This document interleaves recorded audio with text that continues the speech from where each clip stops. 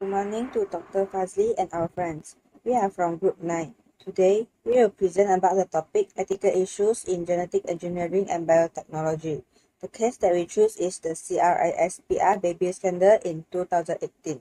This is our group member, colleague E, Wong Jingyan, Liao Ruijun, Chong Jiaying, and Samantha Liao Zhichuan. Now do a quick summary. This man is called He Jiankun. He's the Chinese scientist. So in the November 2018 year, he's using the quiz basis. Nine created the first gene editing baby. It's called Lulu and Nana. The purpose is make them immune to the HIV virus. So when the announcement is public, the Global Genomic Editing Summit sparked intense the ethical, legal, and scientific debate.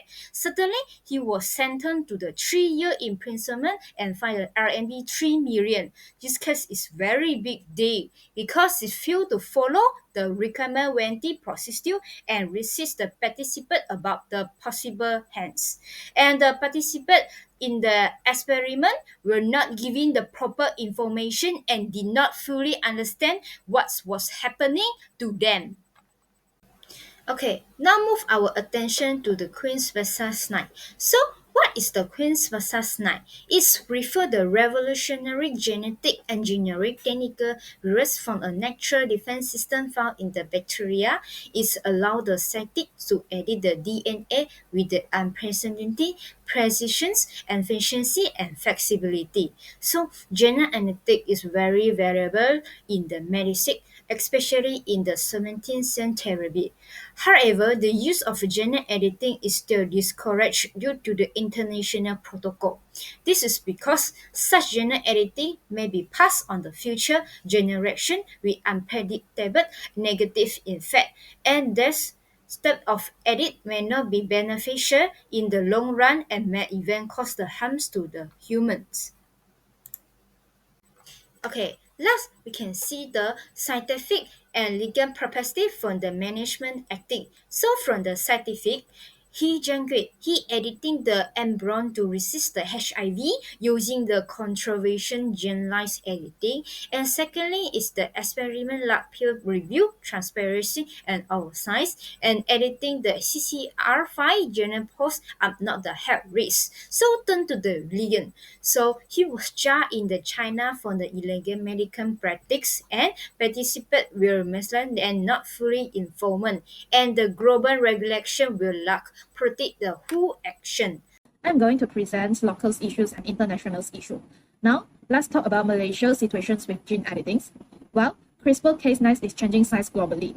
Malaysia still do not have strong laws specifically for human genome editing, especially editing that can be passed on to future generations. Most of our current guidelines come from general bioethics bodies like the National Bioethics Council and the Malaysian Medical Council, but they do not really cover the complex issues of germline editing.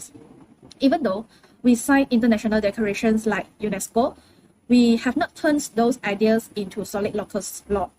So, there is a real risk that if someone wanted to do what He Jiankui did in China, create genes-edited babies, it could happen here without proper regulations or oversight.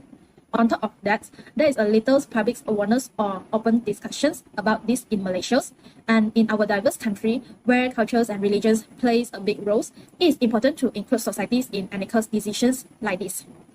In short, Malaysia urgently needs clearer laws, stronger enforcement, and more public involvement to handle the ethical challenge of genes editing before it's too late. Now, let's talk about international issues. In 2018, He Jiankui shocked the world by announcing his used CRISPR to edit the genes of twin girls to make them immune to HIV.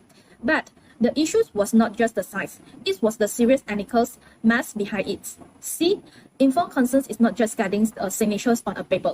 The parents involved did not fully understand the risks, and many were HIV positive, which made them vulnerable and easily influenced. That is not true consent. Worse, the experiments skipped proper ethical review and broke international rules like the Declarations of Helsinki. The baby Lulus and Nana were unable to provide their own permissions. Their genes changed permanently. Therefore, their autonomy is seriously impacted by that. These scandals reminded the world that just because we can do something with technology does not mean we should. It is a call for stronger international ethical rules. especially around concerns and human dignities. Now, I will talk about the theories and concept of ethical issues. The first theory is the ontological ethics. This theory values duty and rules, which focusing on intrinsic morality without regards for the consequences. Her Genkui CRISPR experiment violated the universal moral duties and used human beings as a medium to achieve the ends. The action is not universalizable and therefore would not be considered moral under the deontological interpretations. The unborns were arguably objectified and used as vehicle towards scientific glory, which is breaching the rights and also autonomy. The process of gene editing was immoral, not due to its implications, but because it breached some basic moral duties. The second theory is due care theory. Due care theories hold that the producer must ensure the safety and also effectiveness of their product, even if it is beyond legal requirement. He Jiankui used CRISPR without proven long-term safety, which violating his duty to minimize the harm. Parents were not fully informed of the risk, which is breaching the ethical, transparency, and decision-making rights. He promoted the experiment as a breakthrough without scientific or regulatory backing, which is violating the ethical marketing standard. He disregarded his ethical responsibility to protect human subjects, which prioritizing reputation over safety.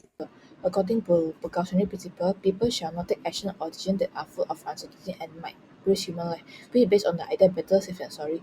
I would like to share some core elements regarding the principle. First is an anticipatory action, which mentioned that people shall not take action without knowing the long-term effect and the risk. Based on the case, Dr. Hijenku decided to start the experiment, although he does not get enough information and he cannot ensure the safety of the experiment.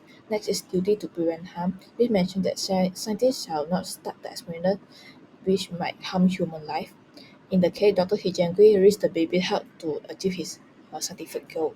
Next is proportionally. We mentioned that risk should match with benefits. In the case, HIV is able to prevent by taking medication, but Dr. Hijangui suggested a more uh, risky solution for the parents.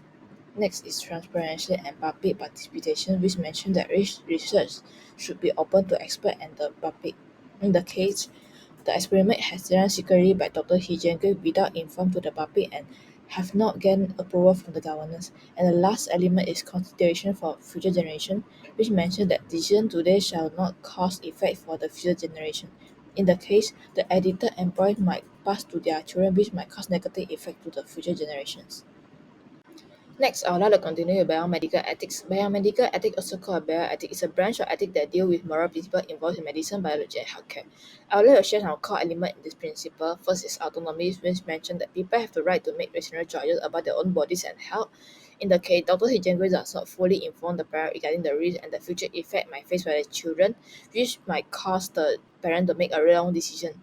Next is beneficial, which mentioned decisions should made to help others. In the case, the experiment purpose was to help the baby that face HIV, but actually Dr. Hijengui can suggest a safer alternative such as taking medication or sperm washing. And next is non-harm, which mentioned that scientists shall not take the experiment that will harm the participant. Based on the case, the gene editing experiment might cause risk to other illness such as influenza, which will affect the children's health. And the last element is justice, which mentioned that people shall be treated fairly to ensure the equal access to benefit and protection from risk. Based on the information given, the parents are less educated and low income, which they might not fully understand the experiment. And Dr. Hijengui does not fully inform them about the risk of the experiment, which he wants to achieve his professional benefits. Next, I would like to continue with the last principle, which is the utilitarianism. This principle focuses on the action that bring the greatest good for the greatest number of people. As we know, the experiment was makes the baby resistant to HIV, which Dr. Hijagi believed that it will bring benefits to the family and help millions of people in the future. Anyway, the doctor have failed to fulfill element in this principle. This is because firstly, the project has run secretly, which the experiment was not open to the public and has not getting approval from the governance. And secondly, the risk of the experiment was too high. This is because the experiment might cause other diseases such as influenza and it might affect the future generations. And the third, Dr. Hijingui has not fully informed the parent regarding the risk and the uncertainty may face in the experiment, which might cause the parents make a wrong decision. And lastly, the gene editing is not necessary because they are a better alternative to prevent HIV, such as taking medication or sperm washing. Next, I would like to continue to present the part of conclusions. Through the study, we recognize that the immense potential of CRISPR-Cas9 gene editing, but also the serious ethical challenges it brings. The case of hijacked gene editor babies illustrate this theory. Although his goal was to protect the children from harms, his actions violated key ethical principles, inadequate regulations, lack of informed consent, concealment of risk, and disregard for human dignity. Moreover, in countries like Malaysia, the legal and technological frameworks for human gene editing remain incomplete, especially concerning germline modifications. Without the clear regulations, such experience could threaten the human dignity and ethical standard with long-term consequences for society. So, from the multiple ethical perspective, including the theology, the precautionary principle, biomedical ethics, utilitarianism, and due care theory, Hijakuin's experience failed to meet the ethical norms. It treated human life as a tool, ignored unknown risk, lacked transparency, and was unnecessary given existing HIV prevention method. Lastly, this case highlights the urgent needs for stronger legal and ethical frameworks. Scientific advancement must not come at the cost of ethics. No matter how far technology progresses, we must uphold moral responsibility and protect the human dignity. Lastly, I would like to talk about the ethical lesson learned. He Jiankwan causes the global controversy by attempting to modify the DNA of infants to make them immune to HIV. While his aim was to prevent the serious illness, his method raised the major ethical concerns. He Jiankwan edited the human embryos without understanding the long-term consequences, endangering the future generations. Despite limited understanding of gene editing in embryos, he rushed into the human experimentations, prioritizing the scientific recognitions over the patient care. He bypassed the peer review, ethical boards, and international guidelines, guaranteeing the research standard. Another critical issue was informed consent. The parent likely did not fully grasp the risk, undermining the ethical foundations of voluntary participations. Consent is not just a formality, it's essential, especially when dealing with vulnerable individuals. The case showed a lack of humility and responsibility in handling the sensitive human genetic material. Furthermore, Hijakuin failed to consult the broader scientific community on seek proper approval. The incident warns that scientific advancement without moral accountability can cause the serious harm. This case highlights the urgent need to balance the innovations with ethical responsibility.